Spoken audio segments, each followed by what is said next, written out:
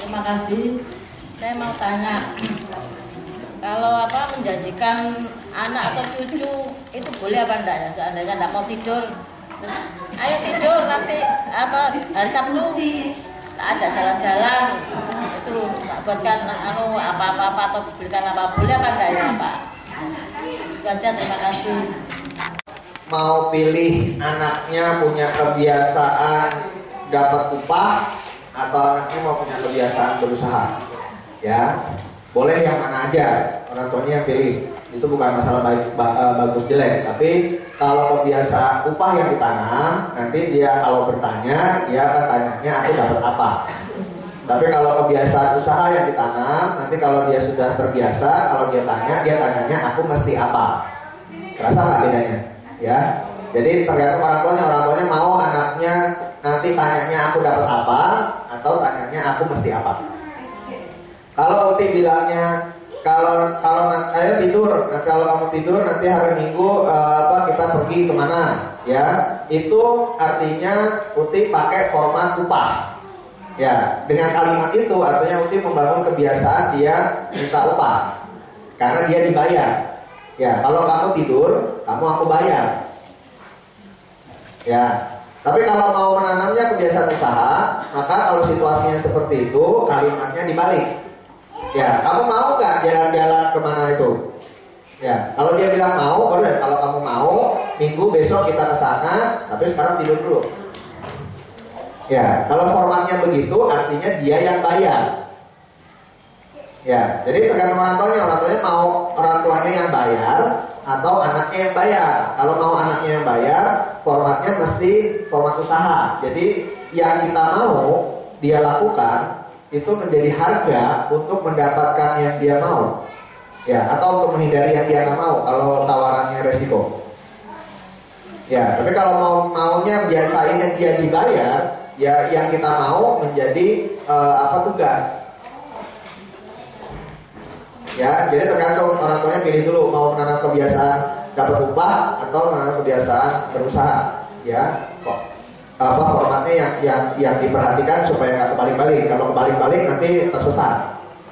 Ya, itu satu soal formatnya. Yang kedua masalah tidurnya. Tidur itu syaratnya adalah ngantuk. Ya, jadi kalau ada anak yang nggak mau diajak tidur atau nggak bisa diajak tidur, itu artinya dia belum ngantuk. Jadi kalau kita mau dia tidur, maka yang perlu dilakukan adalah dibikin ngantuk. Ya, jadi kalau kita mau dia tidurnya jam 9 malam, ya, maka kita mesti atur situasinya, kita mesti atur aktivitasnya supaya paling enggak jam 7, jam 8 itu dia sudah capek. Ya. Itu yang mesti diatur. Ya, sama makan juga gitu, seringkali jadi masalah, jadi berantem orang tua sama anaknya soal makan gara-gara orang tuanya pengennya anaknya makan di jamnya orang tua mau anaknya makan. Padahal makan itu syaratnya lapar. Ya. Jadi kalau kita mau anaknya makan, kita mesti bikin anaknya lapar dulu. Kalau kita mau anaknya makan jam 5, ya kita mesti bikin anaknya lapar dulu, minimal 4:30 udah lapar. Ya, jadi kita mesti atur kapan makannya, kapan apa aktivitasnya supaya kira-kira dia jam 4:30 udah lapar. Jadi jangan jam 5 dikasih makan dia mau karena udah lapar.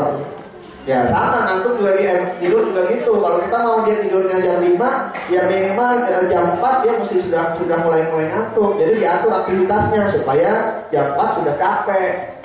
Ya, sehingga ketika mulai jam 4 itu mulai diajak untuk siap-siap tidur, dia jadi mau karena sudah capek. Ya, ketika jam 5 dia sudah ngantuk, dia sudah siap tidur.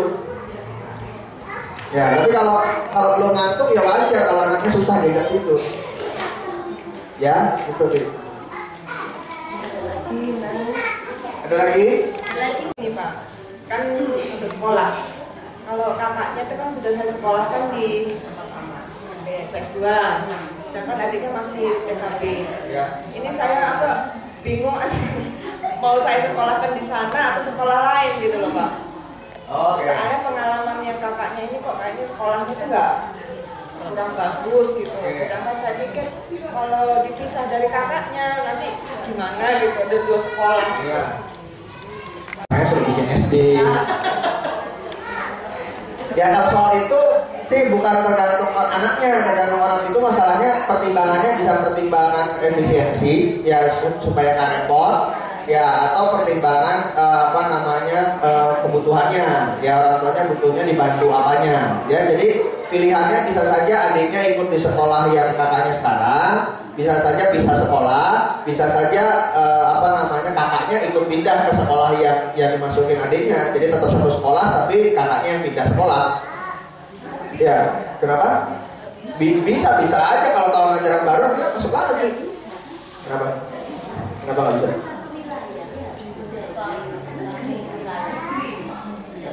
Kalau pindah sekolah satu wilayah nggak boleh. Satu kecamatan nggak boleh. Kalau negeri. Nah ya, di negeri kalau misalnya kelas 1-nya di sekolah A, terus kelas 2-nya pindah ke sekolah B, nggak boleh.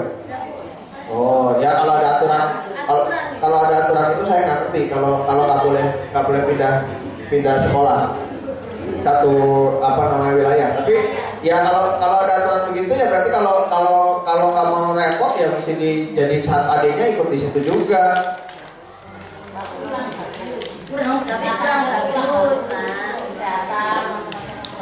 Ya kalau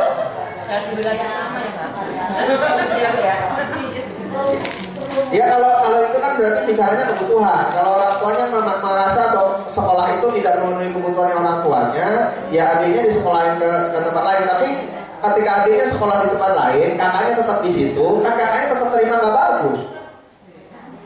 Kebutuhan orang tuanya akan si kakak kan tetap tidak terpenuhi.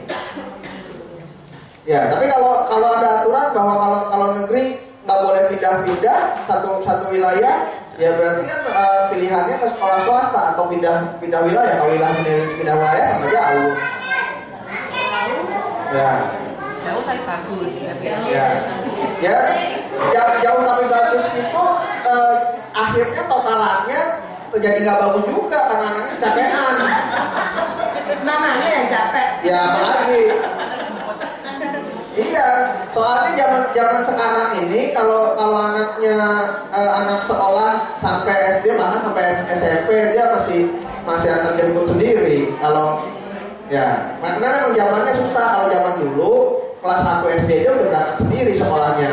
Ya, zaman sekarang ada orang tua yang berani melakukan itu. Bukan masalah bisa nggak bisa, tapi berani nggak? Ya, karena resikonya udah kegedean. Ya zamannya yang menjadi tidak memungkinkan kalau kita melakukan itu. Bukan anaknya sih bisa aja. Ya, tapi keamanannya, keselamatannya itu yang sekarang menjadi sulit dibandingnya zaman dulu. Zaman dulu bisa begitu karena situasinya aman. Ya sekarang anak SMA aja bisa diculik. Itu lain Ya. Jadi sulit kalau bagian itunya. Jadi makanya kalau bisa ada yang dekat rumah itu lebih baik daripada yang jauh-jauh. Walaupun sekolahnya bagus jadi nggak layak kalau jauh. Ya, situasinya memang sulit kalau sekolah kayak gitu. Karena sekarang sudah nggak bisa bicara sekolah dalam konteks ideal. Ya. Ada lagi yang lain?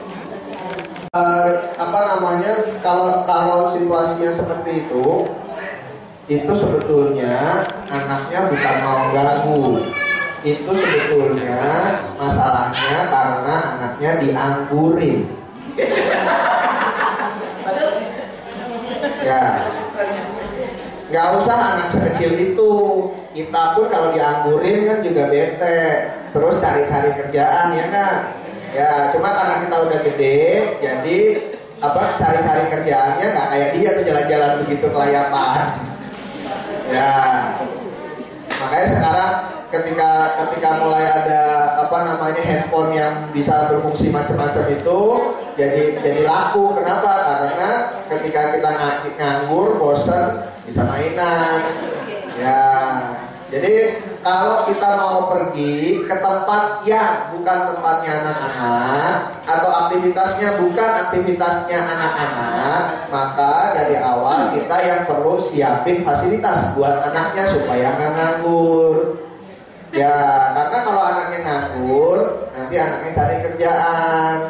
Kalau anaknya cari kerjaan bukan anaknya mengganggu, tapi karena dia dianggurin. Ya, makanya kayak gini tuh sisi fasilitas nonton atau segala macam. Itu caranya kita supaya dia nggak nganggur. Ya, tapi kalau ada anak di sini dianggurin, pasti dia cari kerjaan. Ya, jadi itu bukan masalahnya, bukan masalah anaknya. Makanya tadi kesini juga dia ngapain kok di sini. Ya, cuma karena barang-barang yang ada di sini bukan mainannya anak-anak, jadi ketika dia ngambil dan mainin, dianggapnya ganggu karena itu bukan mainannya anak-anak. Tapi coba kalau dilepas di playground, dia nganggur, dia terus cari kerjaan, nggak akan ganggu. Ya, karena memang di situ tempatnya anak-anak.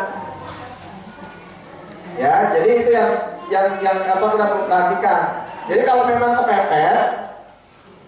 kepepet, dikasih video game itu nggak apa-apa ya. Memangnya pilihannya dia main video game atau dia ngacak-ngacak. Ya nggak? Sementara kita lagi punya urusan. Ya urusannya bukan urusannya anak-anak. Ya, itu jadi kebutuhannya di kita, bukan kebutuhannya di dia. Karena kita tidak bisa pilih ninggalin dia. Karena resikonya jadi lebih besar. Jadi kita perlu ngajak dia. Ya, kalau anak-anak diajak bukan dibawa ya. Ya, kita kan sering-seringnya bilang gitu, bawa anak-anak, bawa suami, bawa istri, diajak bukan dibawa. Ya, kalau anaknya mesti diajak, karena kalau nggak diajak resikonya lebih besar. Tapi diajaknya ke tempat yang bukan tempatnya anak-anak, kita yang mesti sediain fasilitas minimal aktivitas yang bisa dia lakukan sambil duduk. Ya, supaya dia nggak jalan-jalan, supaya dia nggak ngajak-ngajak. Karena kalau enggak, bukan dia ganggu, tapi dia nganggur. Ya, itu. Ya, ada yang mau ditanya lagi silahkan. Tadi itu intermezzo aja karena ada kejadian yang bisa dijadiin praktikum.